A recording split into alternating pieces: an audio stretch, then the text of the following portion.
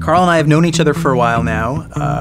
We had wanted to find a project to work on together, and Carl said, I've been thinking about Sherlock Holmes in New York City. What do you think?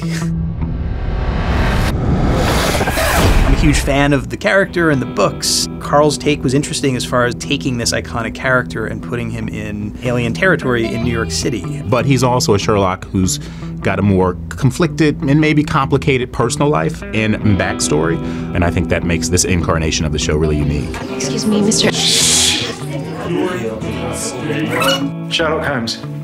Joan Watson. This is definitely a gender change for what has been historically known as Dr. John Watson, who is a man. It's really exciting to be a part of that, and also terrifying. I've been hired by your father to be your sober companion. I'm here to make the transition from your rehab experience to the routine of your everyday life as smooth as possible. Look at this place. Yuck. Can't wait for you to tidy it. When you're reading it as a kid, I completely missed the fact that he used cocaine.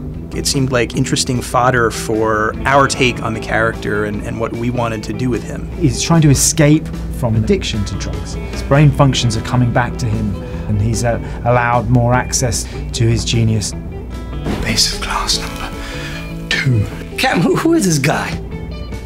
I was excited the fact that Johnny was going to be on the show. You really need someone to take that source and explode it, and he's definitely that person to do it. The quality of writing was very high. There were so many things that I found different and interesting. I really loved the personal issues that the characters had. I loved the fact that it was New York City. The fact that Watson was going to be female, I felt that was very interesting.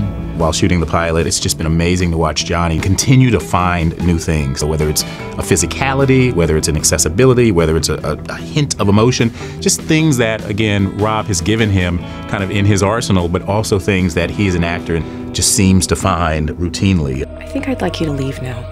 Why? Because I know that you're lying. Mr. Holmes. You have the blood of an innocent woman on your hands. Perhaps you'd like to go for 2 or 3 or 4. That's enough!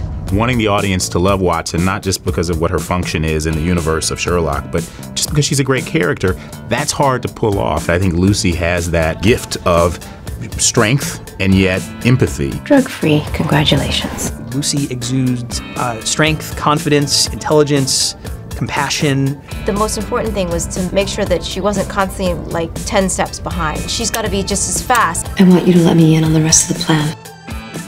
I happen to think there's some hope for you as an investigator. It's as a necessity to that relationship. They are a team.